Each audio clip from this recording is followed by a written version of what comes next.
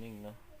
So, ano po ba yung opinion natin sa naging laban ni Senator Manny versus dito kay Anpo, no? So, first, so, nagulat ako kasi hindi natin akalain na may boxing skills si Anpo kasi first time niya lumaban sa isang professional bout, and then ano kasi siya kickboxer, no?